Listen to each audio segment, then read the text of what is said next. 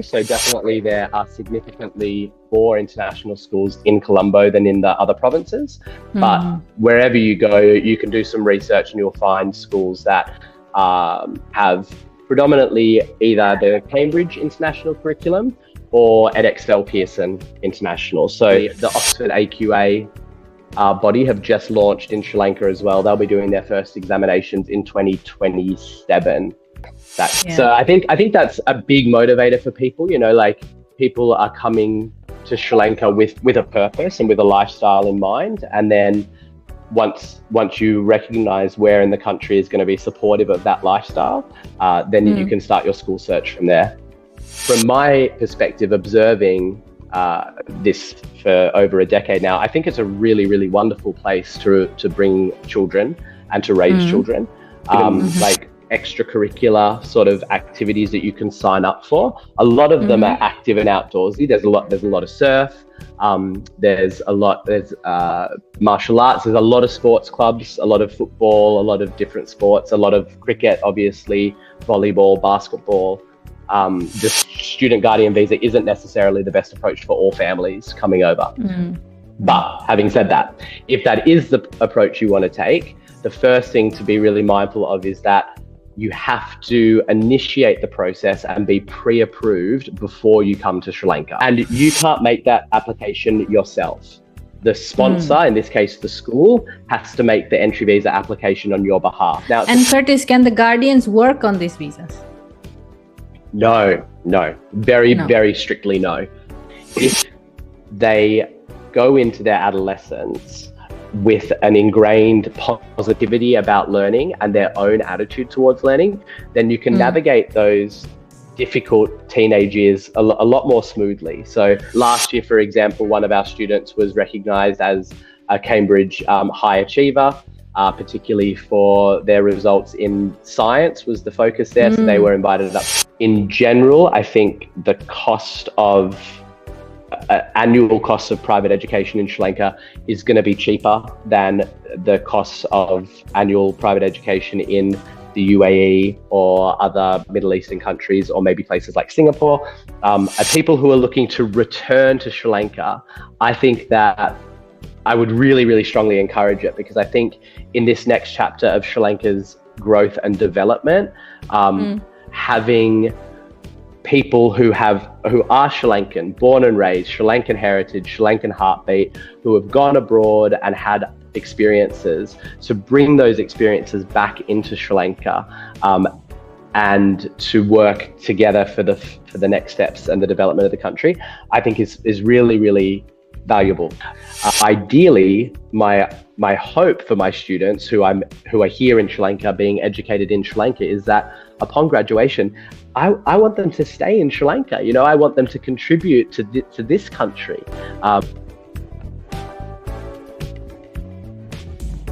Hi, Curtis. Welcome to the podcast, and thank you for spending some time with us from your busy schedule. Can you please introduce yourself to us, Curtis? Sure, I can. Thank you guys for having me. So my name is Curtis Jobe. I am chiming in from Sri Lanka in Unawatuna, where I live. I am Australian. I've been living here for a little over 10 years, and today talking about a whole bunch of stuff, but focusing on the education side of life in Sri Lanka. Yes. So Curtis, when did you first come to Sri Lanka, and can you tell us a little bit about how you find life in Sri Lanka? Sure. So I moved here in August of 2014, so a little bit over 10 years. And that was my first time. So when I made the decision to move and relocate here, I came kind of like sight unseen, and I was coming for what I thought was maybe 1 or 2 or maybe 3 years for a little bit of a life experience, a bit of an adventure. But like so many who come to Sri Lanka for 1 or 2 or 3 years, it quickly becomes 4 and then 5 and then 6, and life builds around you. So before I knew it, I'd been here much longer than I'd planned, and obviously, to answer in a nutshell what I found about life here, as you stay here longer and longer, and you get more and more into the way of life and all the facets of living and working in Sri Lanka. For me, anyway, the pace of life and the outdoor living and the nature and all of those things kind of combine to honestly make it quite difficult to fathom reassimilating back into the life I lived before. I'm from Sydney and I love Sydney, but the idea of re-entering that sort of world and lifestyle becomes a little bit intimidating once you've spent a chunk of time in a place like this. Yeah, now you're one of us. Yeah, I think so. I mean, as much as I feel like one can be, there's always more to learn. And as I say to people, you can spend a long time living somewhere and learn about the culture and learn the language and build relationships. But at the end of the day, there's an element of anybody's culture that is somewhat inherent. So there's an element of Sri Lankanism that as a foreigner, I don't know that I'll ever actually be able to achieve. But we have our place in the community, and that's more than enough for me. Yeah, and we are evolving as a country. If you take the recent political changes and everything, so yeah, you're becoming a part of it too now. The landscape politically, culturally, economically of the country has changed a lot over the last 10 years. Yeah. Do you speak Sinhalese now, Curtis? And how do you find the food and everything? Tikak Puluan. I would say I probably speak more confident Sinhala than most foreigners that I know. But so I can pull off, and whenever I do speak Sinhala, people are generally impressed by my Sinhala, but I'm not particularly proud of it because I feel like I would say my Sinhala is at like a 6-year-old's level of Sinhala. So introductions, basic vocabulary, that sort of stuff. But the pronunciation is good though. As I hear. Thank you. And the food, I mean, my heritage is actually, I'm half Indian. So the whole idea of curry and spice was something that was already in my upbringing with my no, but obviously the Sri Lankan flavor mixes are different than the Indian curries. So I love Sri Lankan food. I love Sri Lankan curries. I've tried to learn how to cook them with some success, but there's so many great curry houses around to just pick up, and things like kotu. Like I love a good street kotu. It's also good. Yeah, I'm craving for some kotu right now. Yeah, for sure. So Curtis, the reason for me to start this channel is to help Sri Lankans who are coming back home and trying to readjust their life in Sri Lanka, like you said before. And for expat community who are like thinking to move to Sri Lanka, probably after visiting as a tourist or whatever. So when it comes to this, people who have kids always have this question like, how about the education for our kids? As a mother, that was the first thing I started thinking about. So Curtis, tell us about the education in Sri Lanka, both private and public, if you can, please. Sure. So I don't even think I said in my introduction, I'm deputy principal at Galle International College, and I've been working at that school for the full time that I've been here. It's the reason why I came over from Sydney was to start working at the school. So my knowledge is in some ways specific to my experience at the school, but obviously over the years I've understood a lot about the way education works in Sri Lanka, particularly in the private sector and the international sector. So firstly, from a public school, kind of government school perspective, I don't have any direct experience, but it would be very, very rare for a foreign family or a child who had spent a significant amount of time in like a European or a community or school to adapt to the government school system. In many ways, because there are English medium delivery of the national curriculum, so you can access the national curriculum through language, but the matching of the content. I've just never seen it done before. So normally people who are coming from Europe or other parts of the world will approach the international schools and the private school sector. Within the private school sector, there's a range of options, mostly located in Colombo. So definitely there are significantly more international schools in Colombo than in the other provinces. But wherever you go, you can do some research and you'll find schools that have predominantly either the Cambridge International Curriculum or Edexcel Pearson International. So by offering those curriculum, families who come can either generally kind of have a continuation from the schooling that they were previously experiencing, or at least know that they're in a school that if they choose to move on elsewhere, they can find other Cambridge Edexcel International Curriculum schools. So that's the kind of, most people would end up in the private sector from my experience when they either return or come to Sri Lanka for the first time. The government schools do offer studies in English medium after grade 6, I guess. Yeah. Yes, they do. But yeah. Can expat kids? Yeah. No. I don't actually know if I've never seen it happen, but I don't know that. I don't know that as a non-national whether you can go into the government school system. I'm not sure. Yeah, probably this will be an option for the returning Sri Lankans to teach the kids in English medium. Yes. Yeah. Yes. And of course, in the middle of that, actually, sorry, there are also schools that are like government sponsored or have connections to they're not full government schools. They're kind of halfway between. And a lot of those schools will also they may offer an international stream within their GCSE or O-level or A-level courses. So it may be like a government school and they will offer the national curriculum examinations, but some will maybe offer both. They kind of have a dual program. And Curtis, let's say an expat family or a returning Sri Lankan family want to enroll their kids into a private school which offers Cambridge or Edexcel or IB curriculum. Do we have IB schools, by the way? There's one IB school. So the only IB school that I'm aware of, but I think I'm correct, is the overseas school in Colombo. I think they're the only IB school in Sri Lanka. Most are the UK-based Cambridge or Edexcel, or actually the Oxford AQA body have just launched in Sri Lanka as well. They'll be doing their first examinations in 2027, that curriculum body as well.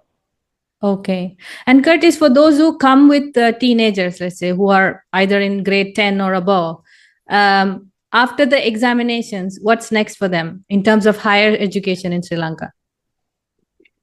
So there's various pathways that I've seen. My school itself, our A-level cohorts have always been quite small. So I've got limited personal experience with matriculation, but you are able to take your Cambridge or Edexcel international A-levels and use that to apply for any university where the UK A-levels are accepted. So most around the world will offer you a place or at least to apply. Within the country, you are if you want to continue your like vocational or tertiary studies within Sri Lanka, you're mostly having to look again at the private collegiate sector. So you're not eligible with the internationals graduating certificates, that you're not eligible for Sri Lankan government universities, but you can access, there's a range, much like there are within the high school or the primary school sector, there are significant amounts, in fact, I would say almost even more specialist private colleges. They do things like the foundation year. A lot of them are affiliated with international universities. So you might do either like maybe the first year in Sri Lanka before you go and do the rest of your undergrad elsewhere. Or it might be an exchange program where you are in Sri Lanka for the first, maybe the first 2 or 3 years, and then you go to do a practicum placement abroad. So again, these are a range of undergraduate bachelor degrees. Some of them are more vocational, maybe diploma or certificate 1, 2, 3, 4 kind of stuff. But there are definitely pathways. In my experience, a mix of my students, half have moved off into specialist colleges in Colombo, whilst the rest have returned to their home country or somewhere where they have a contact and gone to university abroad. And Curtis, when we talk about private education only now, when people are coming, expats or returning Sri Lankans might have this question in mind, like in which part of Sri Lanka I will have a better choice or more options. What is your opinion on that? Yeah, so in terms of choice for education, definitely Colombo has significantly more international schools than the other provinces. Down here in the south, my school is the only Cambridge school. There are several EdXL schools. There are also some centralised around Kandy. Most areas, there's a emerging school over in Aragon Bay on the east coast that's been around for a few years. So I would say there are options everywhere. And I think for families who are looking to return or come to Sri Lanka, I think at the heart of it would be to ask yourself where in the country you want to be, and if that happens to be Colombo, then have a look around Colombo. What we tend to find at GIC is most of the families who come to us have determined that if in moving to Sri Lanka, they specifically want to be by the sea and they want to be in the south. So with the new expressway, the commute to Colombo is not crazy long, shorter, but it's longer than you want to do every day. Yeah, it's like an hour and 45 minutes, 2 hours. But obviously for kids back and forth twice a day, that's not really conducive. No. Yeah.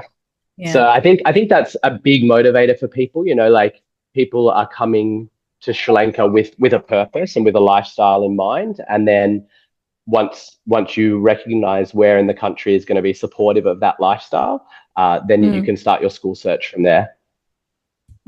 So Curtis, do you think there are other activities related to education in Sri Lanka? Yeah, I think so. I mean, look, in general, like in short, if you're to answer a question about like the experience for young people, this is obviously the choice to come to Sri Lanka is a parental choice. The parents make that decision. It's something that they're evaluating for their family based on a whole range of factors. But considering it from the perspective of the young person and evaluating whether this is in their best interest, what do they gain, what might they potentially lose, from my perspective, observing this for over a decade now, I think it's a really, really wonderful place to bring children and to raise children.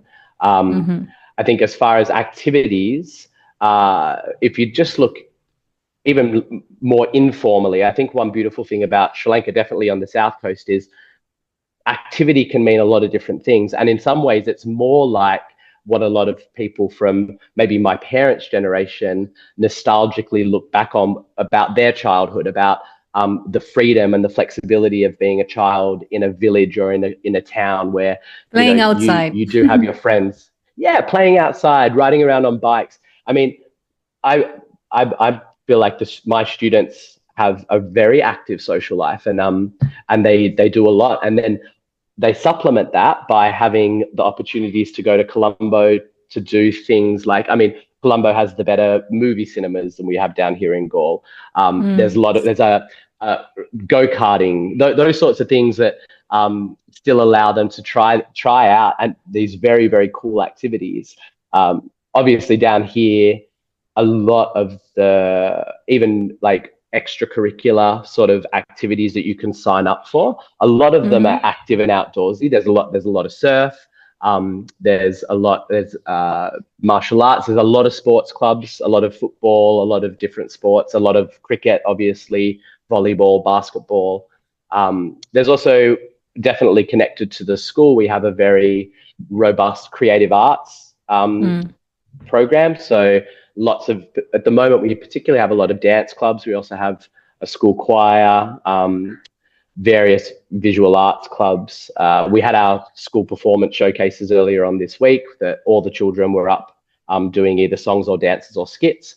And so, yeah, I think I've definitely noticed a huge increase in the last 10 years. There was definitely a time where the children themselves and their parents would express that one thing that they felt that they lacked in moving here was that the kids didn't have access to as much of a range of activities and things that they may test out, like as hobbies. You know, you do a year where you do cricket, and then the next year you try piano, and then you move to saxophone. You know, the options maybe were limited when I first moved here, but through the growth of the community, that's definitely changed. And a part of that also is as more and more foreign families or people from abroad move into the area, they bring a range of skills as well. So people will approach the school or approach the community and say, hey, I'm a volleyball coach. If I put together a volleyball program, will your kids want to sign up? And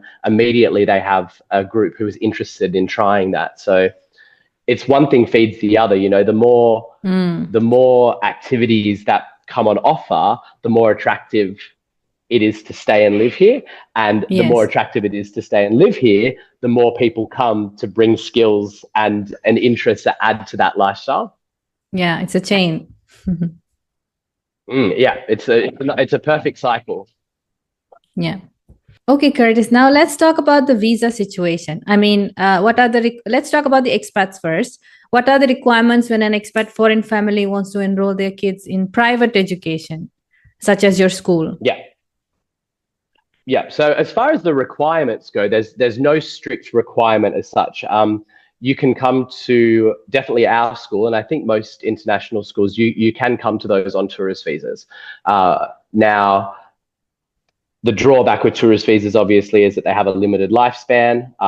They're not renewable from within the country. So families do opt to at least explore the student and what we call the student guardian visa policy or approach. The visa situation at the moment in Sri Lanka is not particularly straightforward. So what I can talk about is how things, the kind of the procedures and the steps that you can expect to take if you're going to apply for a school-sponsored visa, and the benefits of doing that. But I think to preface it by saying there are certainly some families for whom, even when I get approached from families asking for this, when I ask questions about what they're doing and what their intentions are, the student guardian visa isn't necessarily the best approach for all families coming over.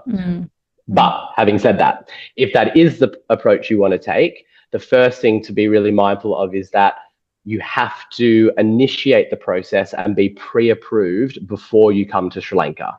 I have many families who come here, and then after their child's been here for a week or two in the classes at the school, come to the office and say, oh, we think we might want to get the student visa. And I'm like, fortunately, that all has to be pre-arranged. Not now that you've gotten here. So the first step of many different type of resident visas, but definitely the student guardian visa, the first step is called the entry visa, which is a 30-day permit that basically allows you to land in the country with the intention of converting that entry visa into a full annual resident visa. And that entry visa has to be applied for whilst you're out of the country. Ideally, and you should be in your country of nationality. So you should be at home, and you can't make that application yourself. The sponsor, in this case, the school, has to make the entry visa application on your behalf. Now, it's a pretty straightforward application. So we need, as the school or the sponsor, we need to submit just basically the student's passport and a letter of confirmation to say that they're enrolled at the school and they'll be coming here to study. And we submit that to Ministry of Education. They process it, varying amounts of time that takes, and then they will issue the approval for the entry visa. Once the approval for the entry visa has been issued, and it's a document that lists the people who are coming on that entry visa, the family themselves have to take that approval letter to the Sri Lankan embassy of the country that they're in. And then the entry visa is physically issued into their passport. So that's their first step done. Okay. Have you got any questions about, is that clear about the entry visa? It is clear, but I want to know how long does this take, the process? It really changes. So I have sometimes when I put in, or the school puts in an application for an entry visa and we get approval within 3 working days. We have other times where it takes 3 weeks. So my advice would be to contact your school, if that's what you want to do, as early as possible, so that you can at least get the ball rolling and have everything kind of in place. The last thing you want to do is cut it too fine, have a flight booked and just be, and I've had families in this situation who are like, our flight's in 3 days and we still don't have the approval.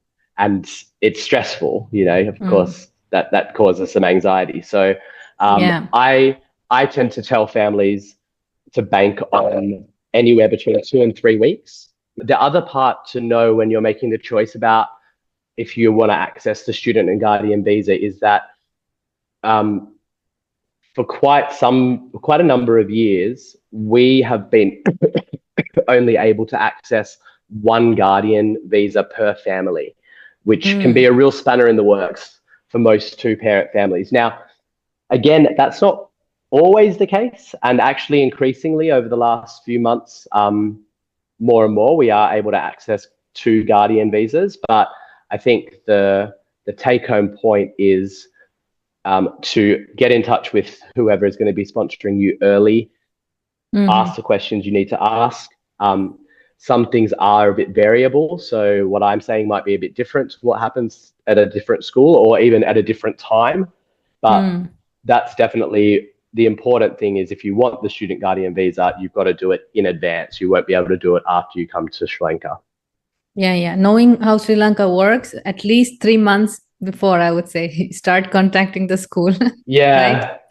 And Curtis, is there an age limit to these applications from your side? Yeah. So technically, the student visa is up to 16. At that point, we are able to sometimes get student visas for students beyond the age of 16.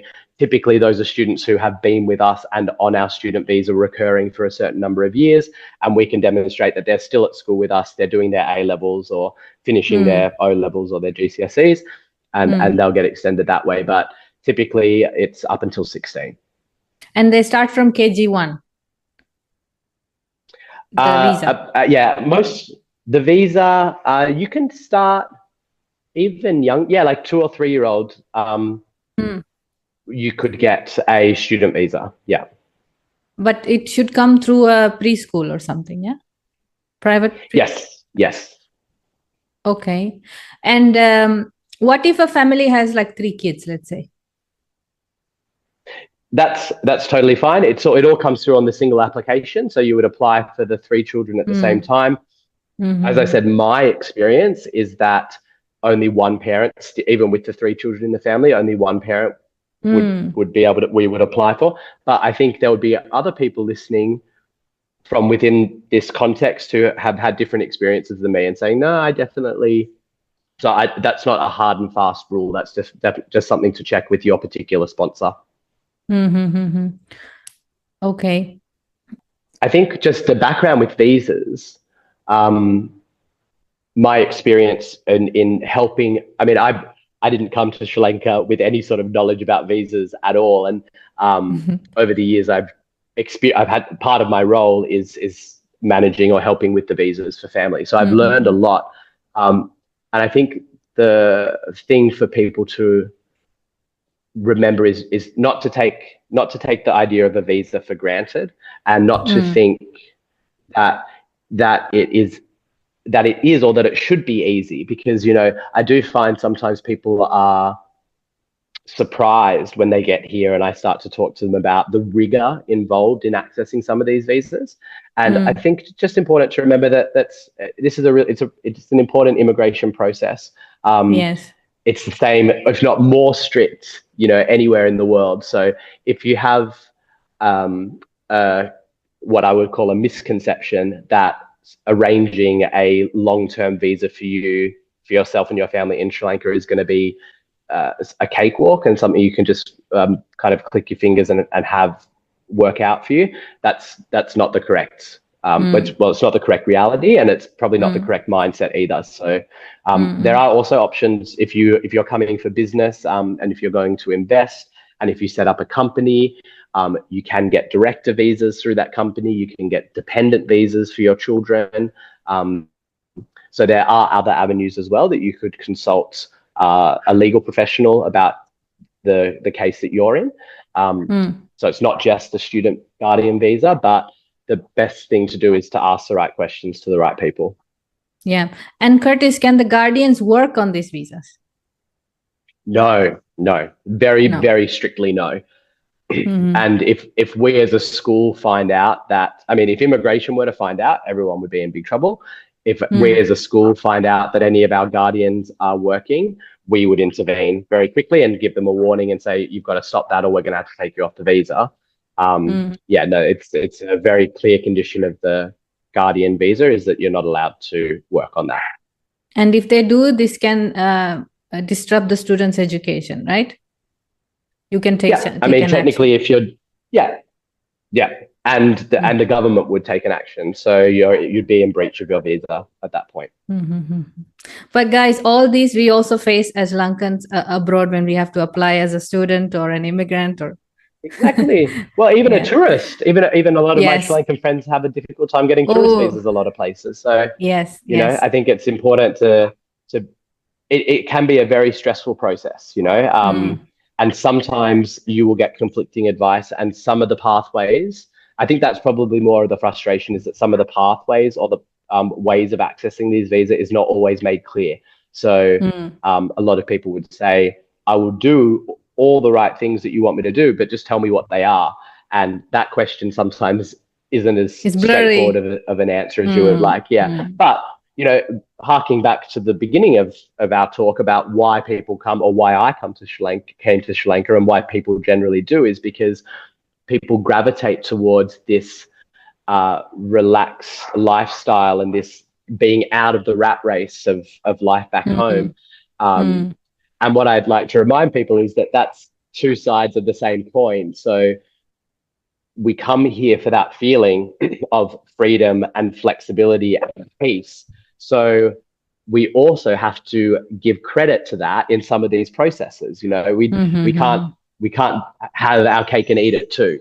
So some of those frustrations about this isn't clear, or this isn't happening quickly enough, this is taking too long. It's like, well, that's part and parcel of the experience that we've all actually come here for. And it's part and parcel of what many of us would say we love about being in Sri Lanka. And I would say, guys, painful bureaucracy is universal. Really.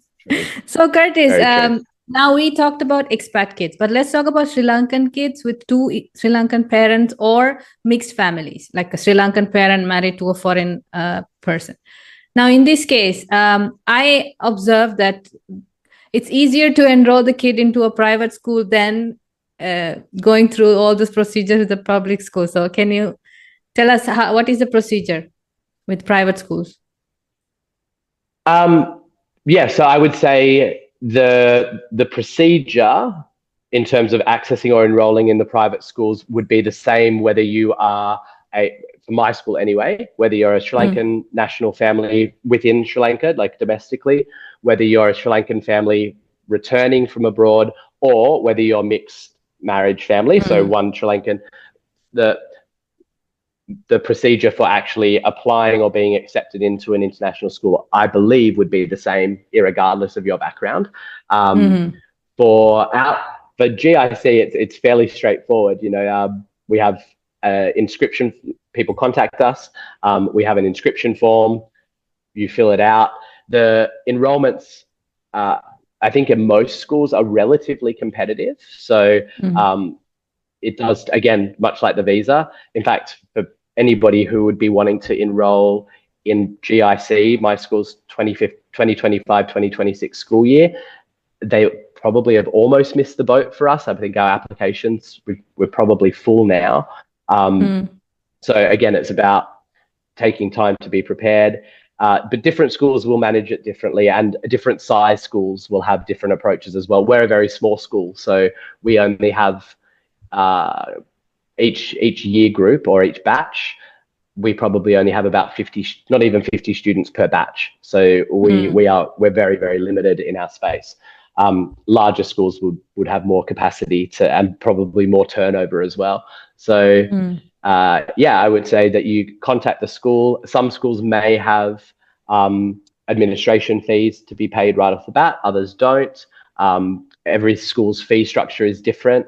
So there'll normally be an admission fee that is paid. Some people pay that. Some schools charge that at the point of when an offer is made for the child. Other schools do it when the enrollment commences. It's very, very fluid depending on the school itself. And in Sri Lanka, in a private school, Curtis, can a student get enrollment during the school year if something happens and they had to move to Sri Lanka then? It really depends on the school. So to be honest, managing enrollments, I would say, is the most difficult part of my job personally, because we get significantly more enrollment inquiries than we have the capacity to accommodate. And education is such a passionate issue, you know, so if a family's coming and they know they're coming to Galle and they really need the school, and maybe there has been an emergency and they have to come back to be with a family member or whatever reason. The bottom line is if the class is full, the class is full, and that's a really hard message to deliver sometimes. And where possible, obviously, you know, there's a human element. So I think myself and people in my position would do anything, would make as much effort as possible to accommodate things like this. But most schools will typically have an enrollment window where you have a period of time where you enroll. So there'll be certain times in the year where enrollments are open, enrollments are closed, offers are made, and class lists are set. So for the most straightforward way is to follow the school year and get your enrollments in. I mean, we open enrollments January of this year, 2025, for the September intake. So they're open for 9 months. And then a lot of schools will have a waiting list. So if you don't get in immediately, they'll let you know that you're on the waiting list, and they'll contact you when a space becomes available. Yeah, so better to be early. Okay, Curtis, now let's talk about Galle International School, and also tell us, what are your plans? Are you planning to extend, open more branches? Yeah, gosh, it's such a good question. So it's one of those things. In short, yes, we will do some level of expansion. So at the moment, the school is nursery to A level. In our primary section, we are two form per year group, so 2 classes. In the senior school at the moment, we just have 1 class per year group, but that is organically growing as the younger students get older.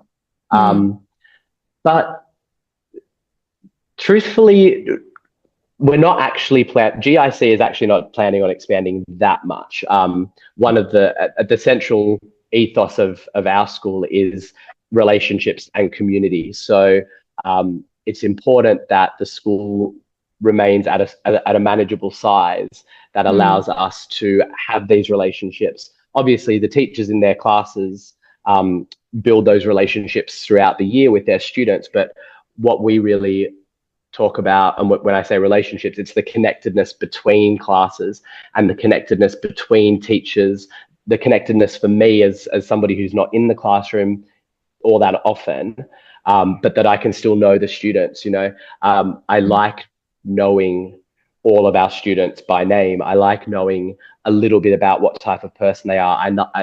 And there comes a certain point where you can't do that anymore.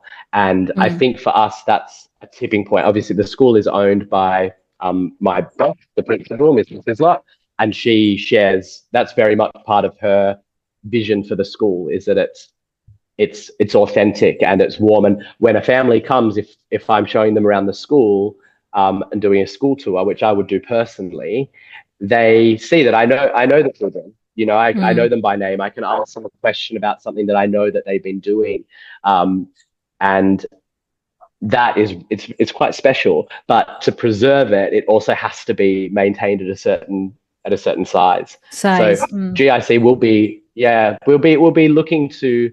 I mean, we're opening up onto a third campus next year, so we'll have three separate. We'll have a primary site, a lower secondary site, and a senior secondary site for our GCSE and A-level students specifically. So it's organically growing as it goes, and we are looking to. I mean, we have procured land to custom build a larger school, but when we say large, we would still mean that our capacity would be maybe 600 to 650 students from kindergarten to A-level. So you're still only talking about 60 or 70 students per year group. It's not a mega school.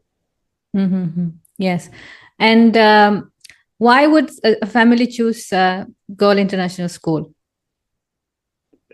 Well, I can tell you why families have told me that they've chosen it and what's kept them coming. And it is largely what I was saying just a moment ago. It's GIC is a very happy place. It's I just call it a happy school, and it's normal. That's normally feedback I get from families almost immediately. Is when they walk in the front doors of the school, they can feel that it's happy. The kids are smiling, the kids are laughing. They will approach me, even though I'm the deputy principal. They'll come running up with glee, Mr. Curtis. Like there's no fear. So I think in the end, it gives our approach to learning, particularly in the primary years, is that first and foremost, you have to foster a love of learning and a love of school, because invariably 8, 9, 10-year-olds grow up to be 14, 15-year-olds or 13-year-olds, which can be a difficult age. And teenagers will be teenagers, you know, there's things that you can expect from that phase of development. But if they go into their adolescence with an ingrained positivity about learning and their own attitude towards learning, then you can navigate those difficult teenage years a lot more smoothly. So it's like investing in the students' well-being and wellness at school in those early years, so that they love coming to school, you know, and they genuinely do love coming to school. So that when you do have to weather some of those storms a little bit later on, or different for every child, but at some point, if you have to kind of work to get them engaged and build that positivity again, then they have good experiences to refer back to. Yeah, I can say as a parent, when the student wants to go to school, love going to school, that's a win as a school and a parent for choosing that school. Yeah. Curtis, what about music, sports, and other things you offer at the GIC?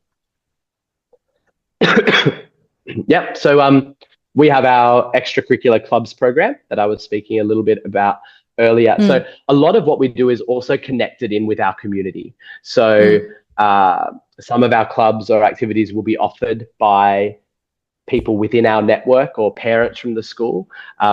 But what we don't have, and this is one of, like, GIC is a bit rough around the edges in some ways. You know, if you have the image in mind of a kind of typical international school in terms of the facilities and the bells and whistles, we've prioritized making sure we have those in our classrooms. So our classrooms are fairly well kitted out. We've got good technology. We've got the projectors, lots of digital learning. So that side of it we've got. But in terms of our grounds, like, we have a very small, what we call a field, that gets run across so often that there's very rarely any grass on it anymore. We've got like an old set of goalposts that the kids play football on. Our hall is a very small area that we use for dance and drama. So we make do, and the kids still love it, but it's definitely not what you would imagine when you think of like a a stereotypical sort of international school with those facilities. So that we offer all of those things. Part of us wanting to custom build a new school is to, particularly for those pieces of infrastructure, to have something more robust there. But at the moment, a lot of the GIC attitude is that we work with what we've got. And you can make a lot of stuff work if you have the right mindset, if you're enthusiastic about it, if you're a little bit innovative and creative, then you'll figure it out. And Curtis, I've seen from the pictures of the school that local and expat kids are all learning together. What about how do you go about teaching them local culture and languages? Well, yeah, so we had our Singular New Year Aruda Festival today. So things like that appear on the calendar. So National Day, Poson Poya is a big one that we do. Vesak with the lighting of the lamps. So those are all parts of our school calendar from both educational and also festive perspectives.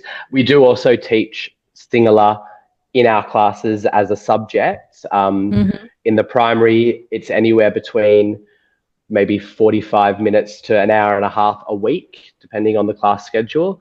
And in the senior, it's 2 lessons a week up until the end of grade 9. So at the end, once they move into their GCSEs, they do stop the Singular. But and that's pitched. I mean, to be honest, the teachers who teach that class have a fairly difficult job, because in front of them they have some learners who don't even know how to count in Singular, and then they have some students who speak Singular fluently in their households. So a lot of differentiation of how those classes work. The general ethos of those classes is to create a base language or base use of Singular that everybody can contribute to together. So upskilling new Singular speakers to have some vocabulary. And yeah, so I mean, our school is predominantly Sri Lankan in our enrollment. We're probably about 65% Sri Lankan, about 35% foreign families. So just always being mindful and respectful and encouraging of the fact that, yeah, we're in Sri Lanka and we want to understand what that means. So today, obviously, we started with the boiling of the milk, the lighting of the lamp, the singing of the national anthem, and all of these things were narrated by students who were explaining to the rest of the school what these customs and traditions stood for, why they're done at this time of year, and what their symbolism is. Beautiful.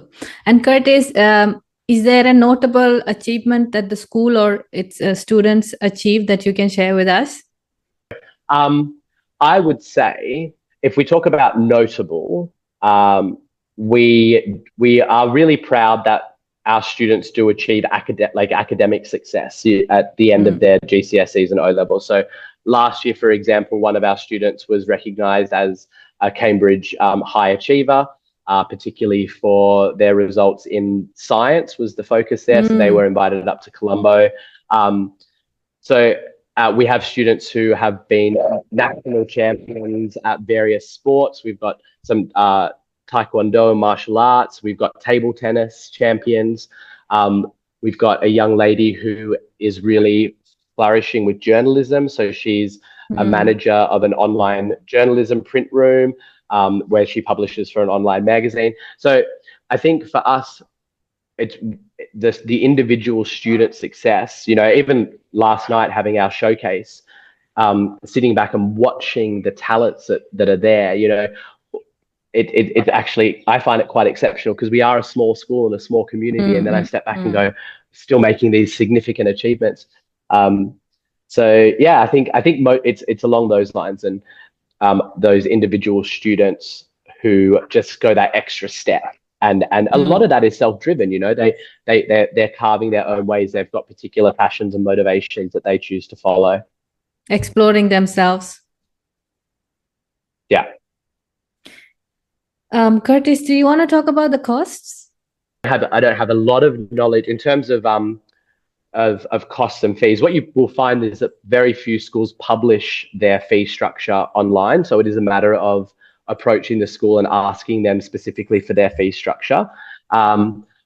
I can't speak. I can't speak for the other international schools. What I would say is that, in general, I think the cost of annual costs of private education in Sri Lanka is going to be cheaper than the costs of annual private education in the UAE or other Middle Eastern countries, or maybe places like Singapore.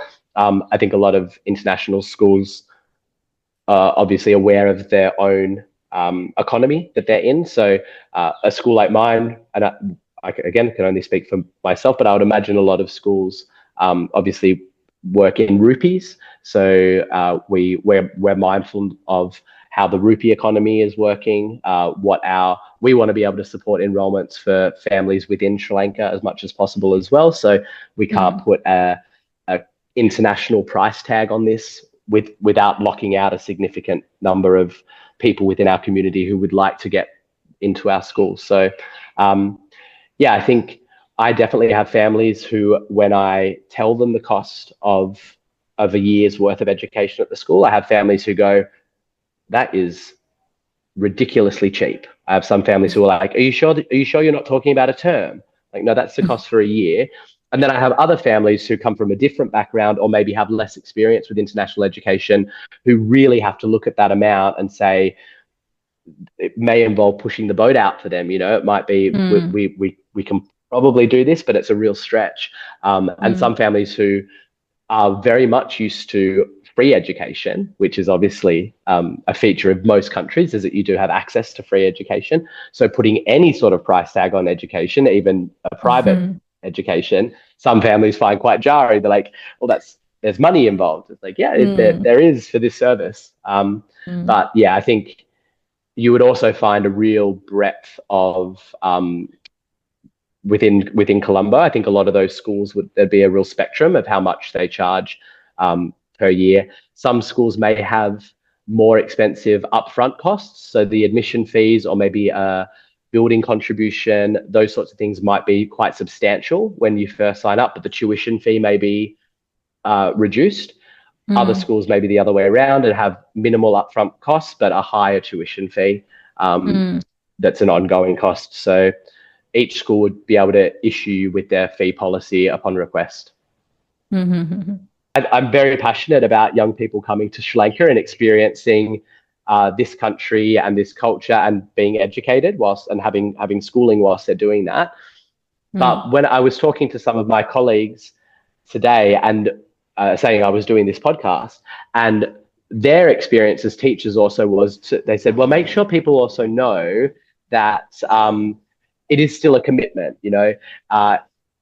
If you're coming, even if you're just coming for a year, you want to make sure that you've really prioritized that that's in the best interest of your child. You've asked all the right questions of the school. You've made connections between the school they're at the moment and the school that you're coming to. So I think there's a feeling of being prepared and doing your groundwork.